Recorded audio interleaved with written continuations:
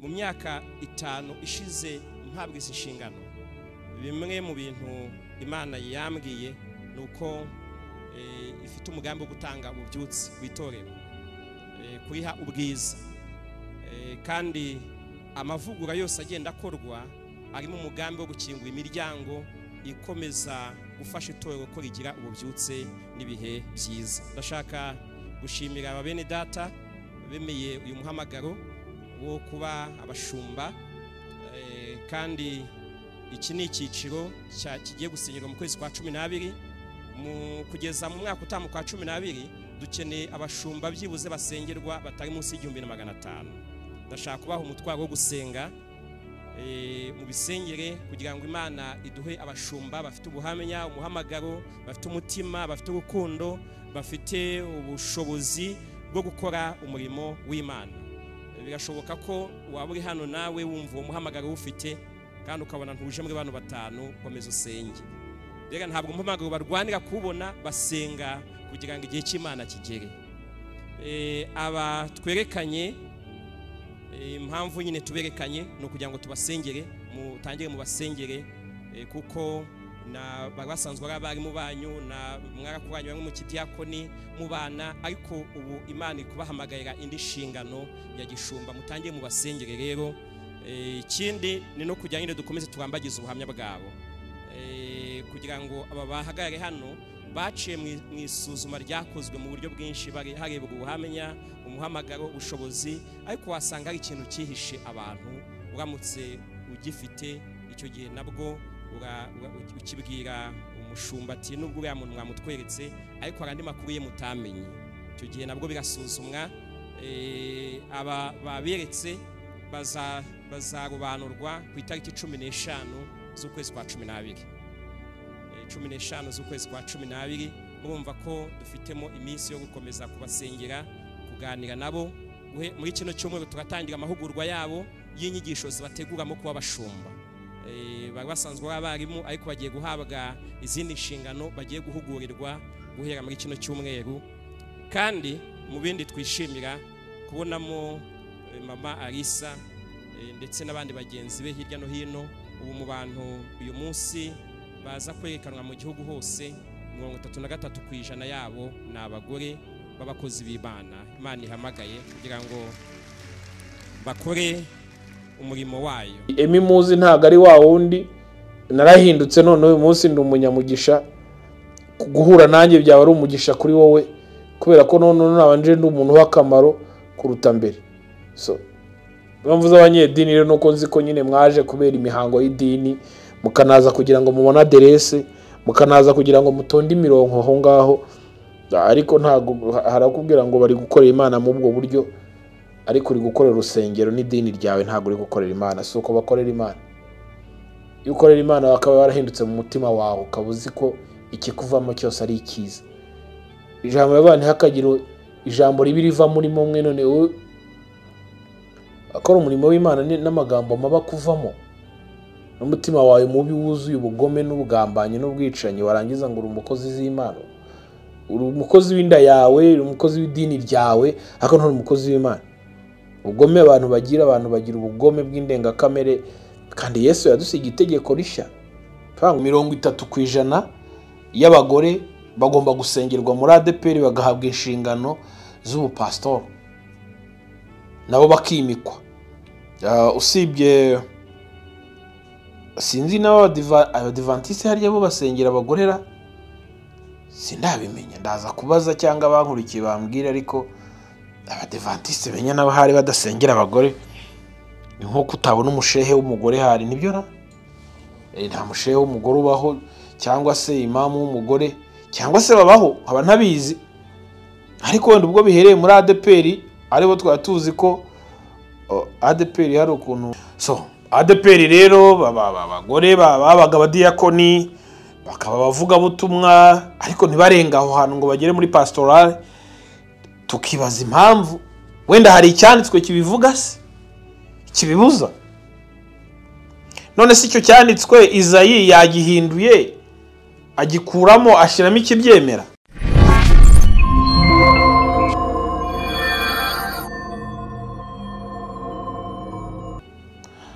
bakunzi b'Ihumure TV muraho, umeze neza, igitondo cyiza, biba mu masaha y'igitondo, hanyuma mugire igicamunsi cyiza nero ku masaha yo kumanywa, mugire rero umugoroba mwiza nero mu masaha y'umugoroba.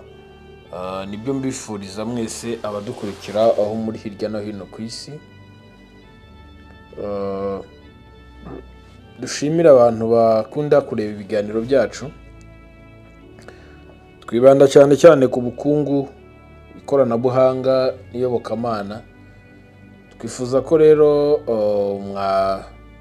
mwatwigiraho, kubera ko buri umuhanga cyangwa umuntu uzi ubwenge ntabwo ari uza ahinyura ibyo yumvishe, ahubwo nuza akora ubushakashatsi ku byo yumvishe bivugwa, hanyuma agakuramo ikintu kizima. Kuko iyo umuhanga aza kumwe ku isi twese tukamukurikira, byari kurangira ageze ahantu akatuyobya tukisanga muri ruhurura. Ariko kubera ko abahanga babaye benshi, baratubwira ikikunda kunzana kenshi hano arubwo ari igice cy'iyobokamana, ku gisate cy'abantu bamwe na bamwe biyita abatoni ku Mana cyangwa se abatumwe n'Imana kugira ibindi batubwira kugira ngo twongereho tuzabone ubugingo buhoraho. Sibyo rero. Mbahaye ikaze abantu bose batarakora subscribe, mukore subscribe ku Ihumure TV. Uwo wakoze subscribe turagushimiye, ariko utarayikora nawe ari mu nzira yo kuyikora. Turizera ko nawe mu minsi mike azumva ubutumwa bwiza cyangwa se azumva message ikwiriye, hanyuma nawe akatugana. Hanyuma rero icyo nshaka kugarukaho uyu munsi, yaba ari ubutumwa bukugenewe usangiza abandi iyi video, urabukoze cyane. Tugira ibiganiro bigaruka cyane cyane kuyobokamana hano ku Ihumure, ariko mu buryo bw'inyigisho cyangwa se bwo kwakira inyigisho zitangwa n'abakozi b'Imana cyangwa se n'abakora uwo murimo batandukanye. Dukwiye kuzamenya impamvu abantu bitwa abakozi b'Imana, nabyo tuzabisobanukirwa. Hanyuma rero ndibwira ko mu gitondo kare tuzindutse muri nibature, tuba twaganiriye dusenga tubwira Imana ngo wakoze kuturinda ijoro ryarimo byinshi, none tugeze mu gitondo kizima, habwe icubahiro, kugira ngo duhumurizanye. Kandi hanyuma tugira ikindi kiganiro gitambuka saa 12 za nimugoroba, tugira ikindi gitambuka saa 2 z'ijoro. Ibi byose ndetse ni ibiganiro bigaruka cyane cyane n'icya saa 8, nibyo saa 8 saa 9 z'amanywa. Ni ibiganiro bigaruka cyane cyane ku ijambo ry'Imana, ariko twifuza ko abantu basobanukirwa ubuntu butageretseho ikindi kintu, ubuntu bwa Kristo butageretseho ikindi kintu, ubuntu bwa Kristo budaha abantu umudendezo wo gukora ibibi. Ariko ndashaka wumva ubwo buntu bwa Kristo turimo turavuga. Imana ibahe umugisha rero. Amakuru yiba bivugwa hirya no hino, wenda mu bukungu dukunda kuba twatumiye abantu bayagarukaho, kuko njye ntawe urayambazaho, nanjye mbonye umbaza buriya navuga byinshi. Hanyuma dufite abahanga rero badufasha muri ibi biganiro bitandukanye bigaruka ku bukungu n'ikoranabuhanga. Rero ntuzacikwe, ukore subscribe, ntago tuzakubera ibigwari.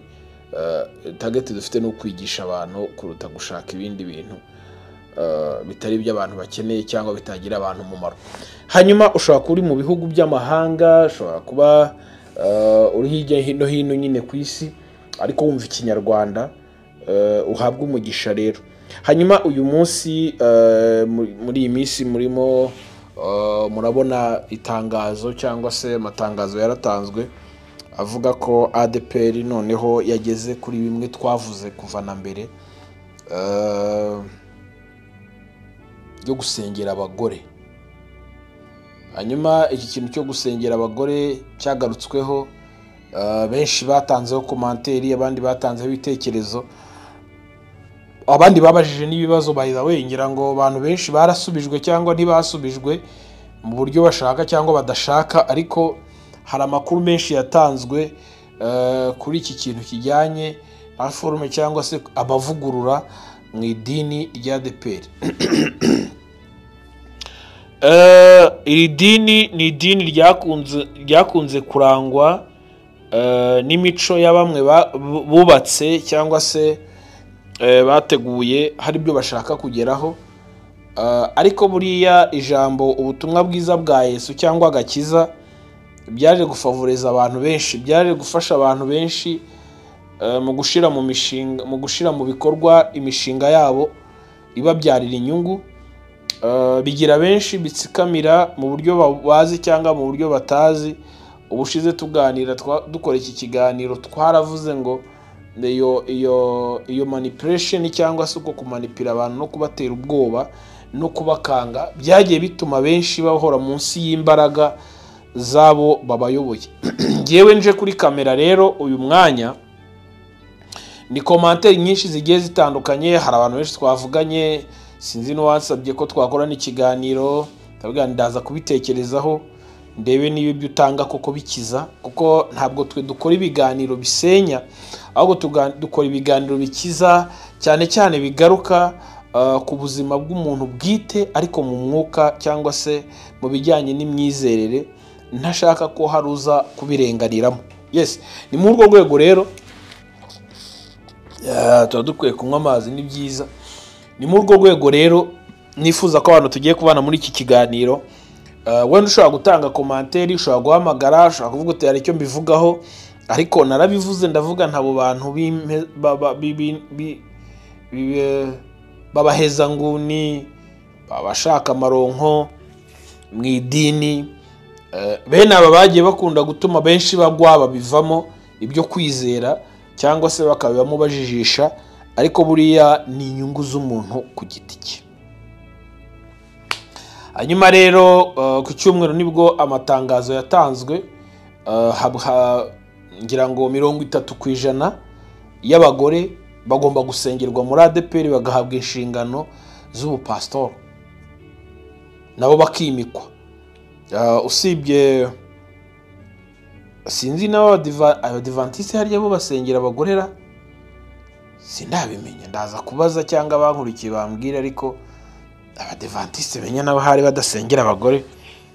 Ni nko kutabona umushehe w'umugore hari, nibyo na nta mushehe w'umugore ubaho, cyangwa se imamu w'umugore, cyangwa se babaho aba ntabizi, ariko wenda ubwo bihereye muri ADEPR aribo twatuzi ko ADEPR hari ukuntu bakemunkurikiye muri ADEPR, ariko abantu bafite ADEPR muri bo mu mitima yabo barabizi ko hari ukuntu bagira amahame ajya kumera nk'ay'abayisilamu nayo atanyeganyegaho na gatoya.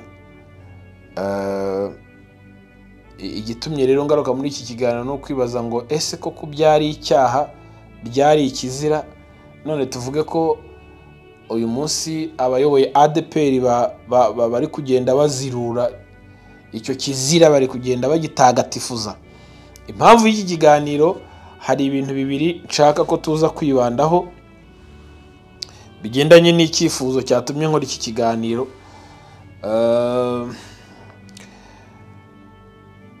Icyambere, abantu bashobora kwicara bo ubwabo bagatekereza akavuga ati dushireho ibi bintu n'abazadukomokaho bazaze babyubahiriza, ntibazabice ku ruhande, bazabijyemo nk'uko twabishizeho. Ndabyemera.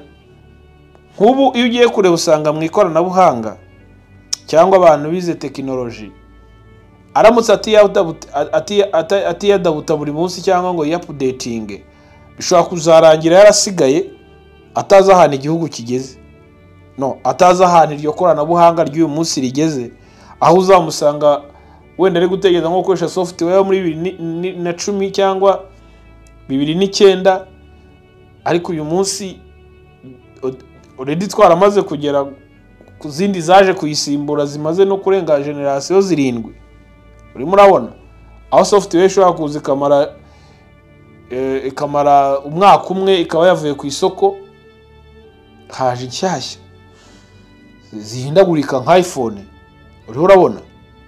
Noneho rero ikintu gitangaje nuko mu idini cyangwa mu rusengero cyangwa mu myizerere abantu bumvishe ko bikwiriye ko basetinga amahame. Reka twizere ko muri ADPR bazicara bakabona ko kudefiriza k'umugore nta kintu bitwaye, bakareka umugore akadefiriza. Kuko nujya kureba uzasanga umusatsi w'umunyacyaro umuntu wo muri ADPR no kudashiramo igitambaro ari ikibazo, ari icyaha gikomeye. Hako umunyamujyi akubitamo agahoziyana ugasanga yabaye nk'iyange bajyana ntirukamo igisokozo. Urugero ariko nari ntanze. Ubu ndi umusore w'umucyaro muri ADPR cyangwa se ndi umukristo wo muri ADPR mu cyaro, usibye ko ndi umukristo wa ADPR mu mujyi. Ariko nza kuba ndi umunyacyaro, ntago narya kwigabura mfite umusatsi umeze gutya. Ntago Yesu yaba ari muri njye. Ntago naba nkijijwe, andi umupagani. Ako ndashaka turebe niki cyagiye gitera ibyo bintu. Ndamutse nambaye ishati gutya, nahinnye gutya, hari icyaro kimwe ntageramo ngo mbwirize ubutumwa bwiza. Hari ahantu ntagera ngo mvuge, hari ahantu ntarya igaburo. Ubwo binsaba kurirya ndi i Kigali gusa. Ariko abantu muri iki kiganiro namwe murabizi. So ibyo rero ababishizeho, mbutse ko no muri ADPR mu mujyi, wumva hano mu mujyi benshi hano nabo basirimutse vuba wenda. Nibyo ra cyangwa se byo? Mbere ntago bari basirimutse. Naho mbere ibitambaro byari danje mu mujyi. Naho byavuzaga ubuhuha mu mitwe. N'umusatsi uhigize gute ari? Uhirimbijwe. Ariko baje koroshya kugira ngo agasatsi korohe, hari n'abazinga. Hari korari leta gukundira. Kubera kakantu nyine kakantu babantu bagize kwa kundi. So, ndashaka kwihuta uyu munsi, ndashaka bazatwereka icyanditswe. Nigeze rimwe numva umupaseri ari kuvuga, arabwiriza, namufataga nk'umuntu ukomeye wenda ari kunyumva, namufataga nk'umuhanga, arabwiriza.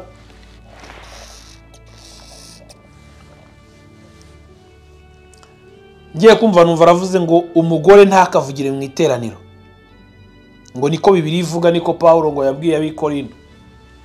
Umugore ntakavugire mu iteraniro. Umugore ntakavugire mu iteraniro. Agomba kuvuga ageze iwe. Okay. Noneho Paulo arabivuga, ni byanditswe sinjya mu byanditswe, abwiye ab'Ikorinto kubera akavuyo abasanganye, abata umugore avugire mu rugo iwe, umugabo mutega amatwi abo bavugane bari mu rugo. Noneho uyu mubwiriza butumwa arashatse ko uyu munsi naho avuze ati Inyarugenge n'ahandi ntagire umugore uvuga mu iteraniro. Urumva? Nta mugore dushaka uvuga mu iteraniro. Urabona mu rusengero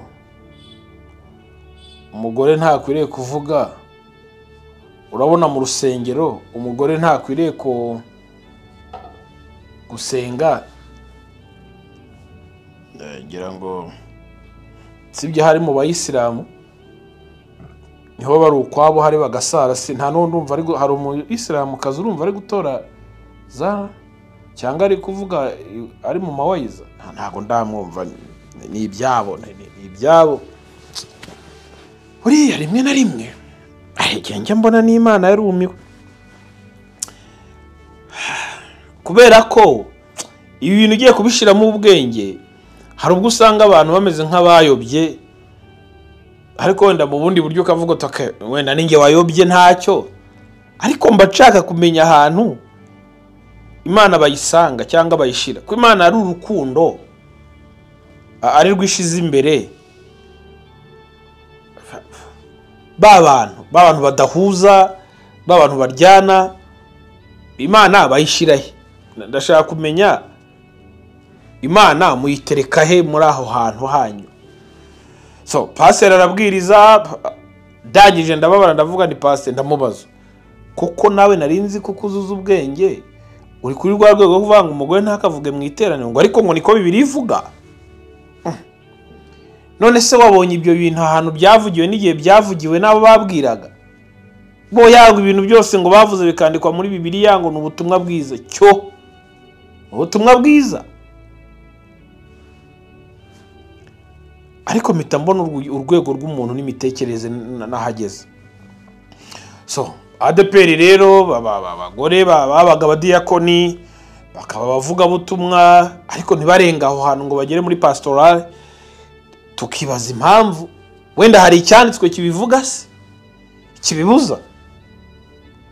None se icyo cyanditswe Izayi yagihinduye agikuramo ashiramo ikibyemera?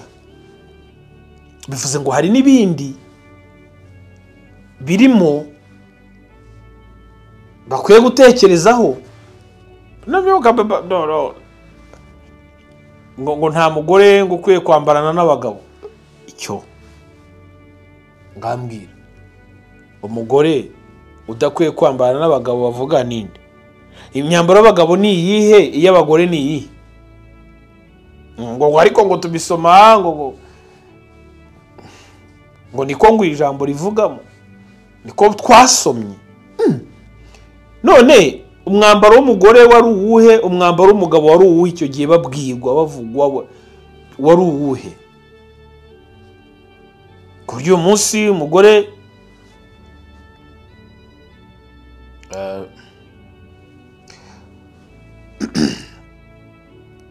ku buryo uyu munsi umugore adakwiriye kwambara ngo ipantaro ngo n'umugabo yambare ikanzu.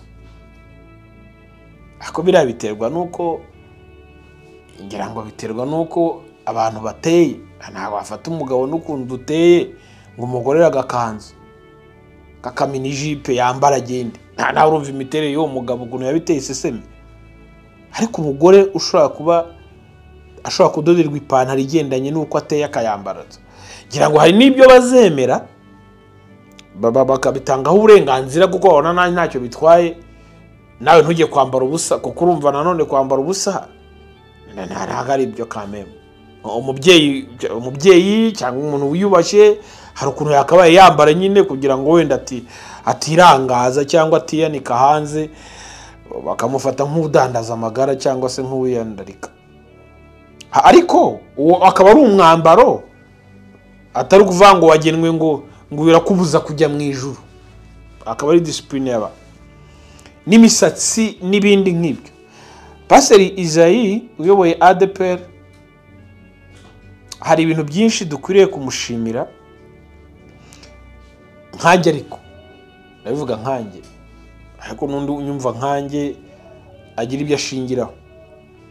Buriya njye nagize umugisha wo kuganira nawe nagize umugisha wo kuganira na Pastor Izayi turavugana imbona nkubone ngira n'umugisha wo kumubaza. Ngiye murabizi nkunda kubaza ntago naca ku ruhande ntakubajije. First of all umuntu uhawe kuyobora abantu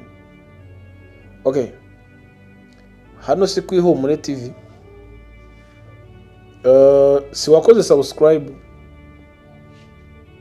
Hari n'abandi bakoze subscribe kubera baje nyine barakora subscribe. Ushatse ntiwaza ukantuka hano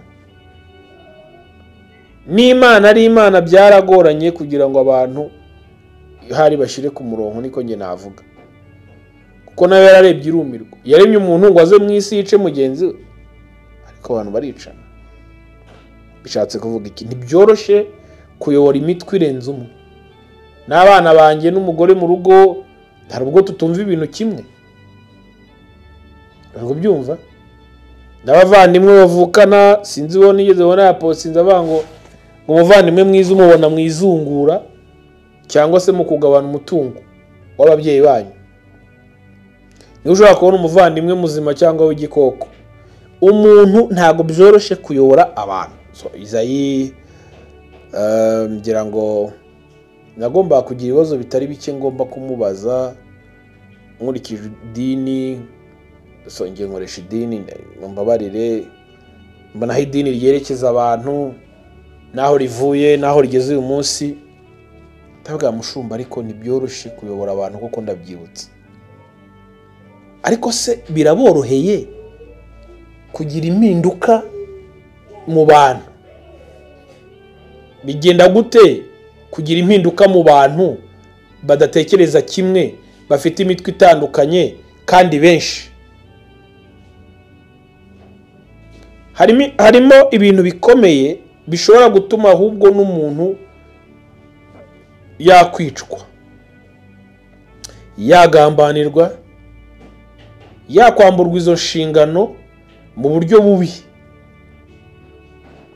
Ariko n'undi ugiye kuza akajyaho, cyangwa se n'undi wasimbura uwo muntu, nawe yahura na za mbogamizi zigoranye, kuko ntabwo abumvaga igice cy'ugiye,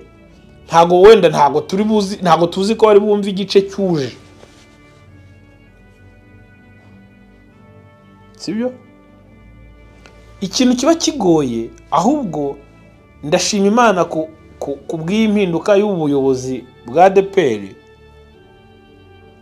kubera ko ntabwo hafunzwe abantu, nta bantu benshi bafunzwe.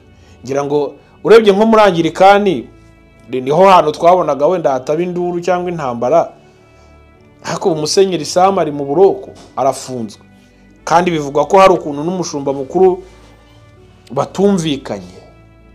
Uriho urabona, ariko byibuze wenda kuri iyi manda ya Izayi igomba kurangira mu gihe tutazi, kuko nta muntu utegeka. Nako ngira amagisha ko mu Rwanda dukoresha ubuyobozi si ugutegeka, ni ukuyobora. Nta muntu uzayobora nyine imyaka yose. Hari igihe kigera manda yawe ikarangira ukava ku ngoma wari uyoboye, hakajyaho n'abandi bakayobora. Ariko tubyemeranye, hari ikintu ushaka ko twemeranya kuri iyi ngingo. Ubuyobozi bwa Izayi burarangiye, buvuyeho, asimburwe n'umugore. Yego, twisange twabonye umuvugizi wa ADEPR mu Rwanda runaka, sinzi wona ngiye kuvuga mu bazasengerwa atagira unyikoma, sinkeneye unyikoma, niwe ugiye kuyobora itoro rya ADEPR.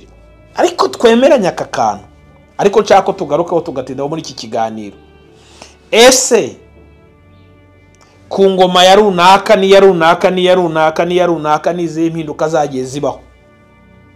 Ku ngoma ya Ndayizeye Izayi habaye impinduka ikomeye, kuko nibwo bwa mbere itorero, idini nako rya ADEPR ryasengeye abagore. Bari nk'ikizira, bari hirya iyo batarahabwaga ijambo. Tureke ibintu bya pressure, ntawe ufite pressure. Abantu benshi hari igihe bategeza ko wenda hari uri kuri pressure. Gutekereza 30% by'abagore muri ADEPR bagomba gusengerwa, twemeranye ko ari ikintu gikomeye kandi cyagombaga kugira ibikibanziriza. Kuko twarasakuje, twaravuze, ngira ngo no mwitangazamakuru n'abantu ku giti cyabo, n'ibinyamakuru byinshi bigiye bitandukanye byagiye bivuga kuri izi nkuru, kandi bikavuga bati ubuyobozi bushya bwa ADEPR buvangavanze ibintu, buhinduye ibintu, bwishe ibintu, bwangije ibintu, bwirukanya. Ariko muri abo birukanywe hari abari babonye izo nshingano baziguza amafaranga. Ako kantu tukemeranyeho. Yego, nawe urabyemeye, ubyemera. Bakishyura amafaranga kugira ngo bahabwe izo nshingano. Yego. Hanyuma hari n'abari bazi ko wenda bashobora kwisanga mu buyobozi bwo hejuru bwa ADEPR. Ariko byaranze kubera iki? Kubera ko Izayi ahageze, na komite ye cyangwa nabo bakorana baricaye babona ko hari ibintu bigomba guhinduka, kandi ibyo bintu bidafite aho bibangamira umudendezo wa buri muntu, kuko iyo kondisiyo tubayemo ari abaje bayiduturamo batubwira ngo tugomba gukizwa gutya kugira ngo tuzabone ubugingo, nuko tugomba kudasengera abagore. Birangira aba bantu gakiza bagahinduye disipurine bo ubwabo bumvikanyeho. Ndahamya nashidikanya ko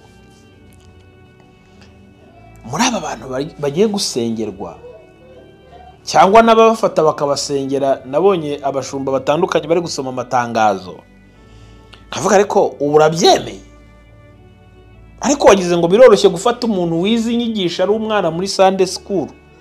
Biragoye ko urugero nkanye nize Sunday school muri ADPR, hari n'abandi bankurikiye bize Sunday school, yewe nanarangije nigisha nanjye nigisha abana kugira ngo bakure. Hari n'abandi none reba ndi igisaza, reba ndi urusaza gize mu myaka 40 n'ingahe. Ese bagize ngo biroroshye kuba mfite ideology babasaza nasanzemo banshizemo, kuba uyu munsi yabimvuyemo nkumva ko umugore akwiye gusengerwa ari ibintu byoroshye? Wagize ngo ni ibintu byoroshye? Twaravutse turi abanyamwuka, ndi umwana nari nzi ko nta bandi bantu bazajya mu ijuru usibye ADPR. Nayo ni kuba rubizi. Ariko ugira ngo byari ibintu byoroshye kuba uyu munsi twakumva ko nabandi bazajya mu ijuru? Ese wemera ko twemera ko noneho nabandi bakijijwe? Ibintu ntabwo twari tumenyereye, ntabwo byari bizwi ko Antoine Rutayisire, Serukiza Sostene n'abandi bavuga butumwa benshi batandukanye bo hanze ya ADPR bashobora kuza muri ADPR bakabaha agatuti bakabwiriza. Ni ikizira cyaba kije nyirabo, ikizira sibyo. Ariko uyu munsi baraza bakabwiriza ubutumwa bwiza. Abandi bo twari tuzi ko aba muri ADPR bagenda bakajya kubwiza abantu ngo bahinduke, ariko ntago n'abahanzi byagiraga induru ngo ntago umuhanzi runaka yajya kuririmba mu yindi church ni inzaduka nene. Uribaza izo mpinduka nuko kugenda guhindura ibintu byose bigenda bibaho. Duhamya tudashidikanya ko umwuka w'Imana yarakoze uko byagenda koze, kuko buri igikorwa cyose cyiza Imana yagishigikira. Dushimire ubuyobozi bwa ADPR by'umwihariko. Ngende kubivugira kuri YouTube yanjye, sinaza kuyawe ngo ubyemere ko mbivuga, nta nubwo bantumye kuko nta nicyo bampaye, ahubwo mfite fact, mfite ibimenyetso nshingiraho binyereka ko byanze bikunze izo mpinduka zagombaga kuba. Uyu munsi hari insengero zamaze kuzuza ibyangombwa nyinshi mu zari zifunze. Uyu munsi hari abashumba batangiye guhabwa amaparuwase, wenda bavuga bati ejo cyangwa ejo bundi bazafungura. Ariko ako nibuze kugarukaho ku buyobozi bwa ADPR, nshima mvuga ko numvishe ijambo mu kiganiro cy'umuvugizi yagiranye n'igitangazamakuru cy'idini, avuga ati abo bagiye gusengerwa bagomba gutangira izindi nyigisho zibategura. Ako kantu nagatinzeho kandi numva karandyoheye kubera impamvu naganiriye n'umwe mu bapasiteri barutse guhabwa inshingano, wenda arabakurikiye iki kiganiro, bamukuye i Kigali bamwohereje Gatsibo, kandi Gatsibo hose insengero zirafunze. Arasabwa ko izo nsengero zose zigira zite akora ibyo basabwa gukora kugira ngo bafungurirwe. Asembaze koko hari uwiteguye kubishobora ibyo bintu? Wenda tumenyeye ko hari abashumba bamwe na bamwe bubaka, ubona nka ba paseri bwate bubatse hano CGM haruzuye, bagiye gukomeza mu Gatenga nihuzura bagiye n'ahandi, izo nsengero zubakwe ni byiza, baranabishoboye, banafite n'amafaranga, banamenamo amafaranga yabo. sibyo? Ariko uzi ikintu gitangaje ni nko gufata umuntu udashoboye nkanjye wenda nk'ubu bampaye ururembo ndakabije, bampaye paruwasi nayo ndakabije, bampaye nk'umudugudu bakaba bati Emi tugwaye umudugudu rwose, Emmanuel ijya kuyobora umudugudu umudugudu wowe na Emmanuel kabisa, bakambwira ngo urasabwa ko wubaka hano ngo hakubakwa ngahibaze nkanjye kwera. It's a big problem. So ibyo nabyo bazabirebana ubushishozi kuko barabishoboye, ni ibintu bashoboye. Nshima ko noneho uyu munsi babasha kuko ikiganiro umuvugizi yakoranye ni radio y'urusengero cyangwa y'idini byibuze cyafashije abantu bamwe benshi, nubwo wenda abantu batabaza ngo basubizwe bose,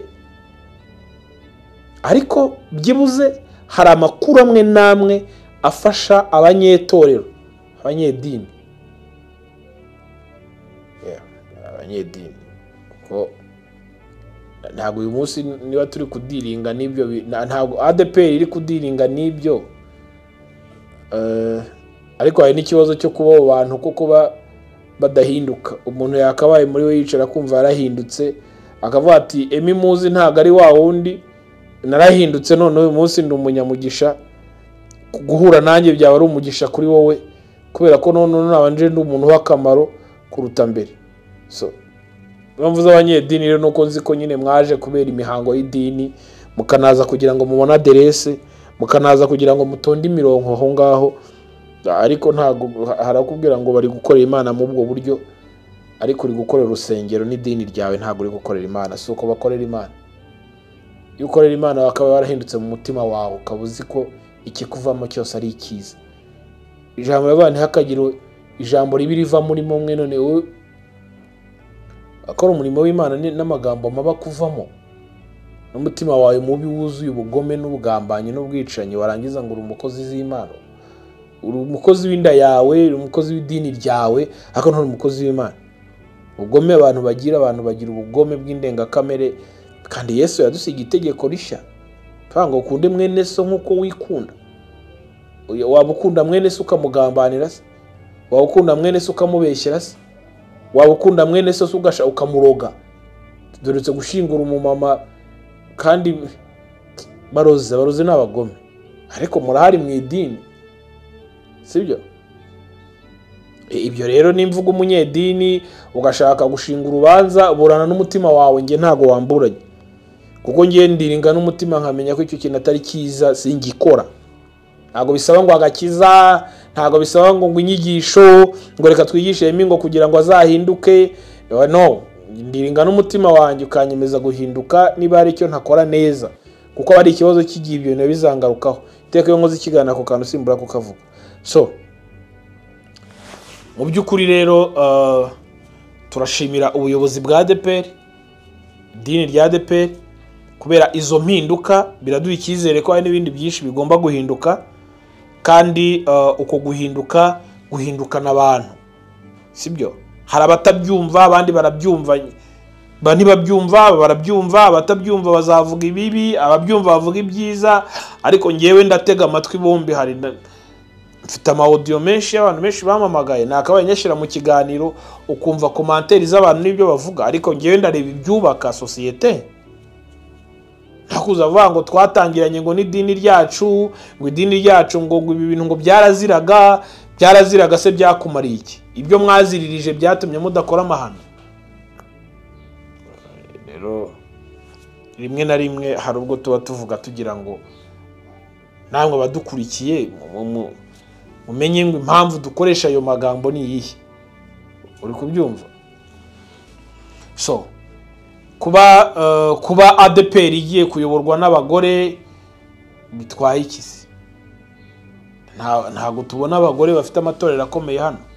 Kuba Izayi umuvugizi wa ADPR nawe agiye gusimburwa n'umugore mubo yasengeye, byiza, turabona ibintu bidasanzwe, ariko imyumvire yawe yo kumva ko ibyo bintu ngo hari iby'idini ngo idini ryacu ryari rimeze gutyo se ryabuze gukora amabi.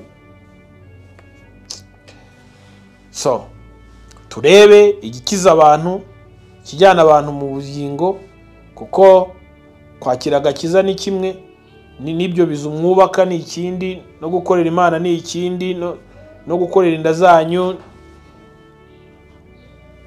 kuko ntabwo iza gutura mu izo nzu zubatswe n'amaboko y'abana b'abantu. Ni ikintu cyumvikana, aho muhurira byo ni ugufavoriza idini. So reka dushaka uburyo twigira mu biganiro by'ikoranabuhanga, ariko ndagutumira kumva ikiganiro tugira saa 2 z'ijoro. Ni ikiganiro cyiza ku Ihumure TV, tukagira niba turi mu gitondo saa 11, tukagira saa 3 za mu gitondo, tuba dufite amasaha akunda gutambukaho ibiganiro, tukagira ikindi kiganiro gitambuka saa 12 z'umugoroba. Ibi ni ibiganiro bikunda gusobanura cyane cyangwa gusobanukirwa cyane muri Bibiliya, bishobora no gutuma ugira ikibazo wowe ukabaza. Bantu muve mu bujiji bw'idini, mukurikire Yesu. Ndasaba ngo Yesu akwihishurire nkuko Paulo yamubonye. Ndetse na saa 9 nabwo tugira ikindi kiganiro gitambuka kibwiriza ubutumwa bwiza. Saa 8 n'igice, saa 9 gutyo ushobora kumva ikindi kiganiro. Ndabashimiye cyane, mwakoze. Imana ibahe umugisha.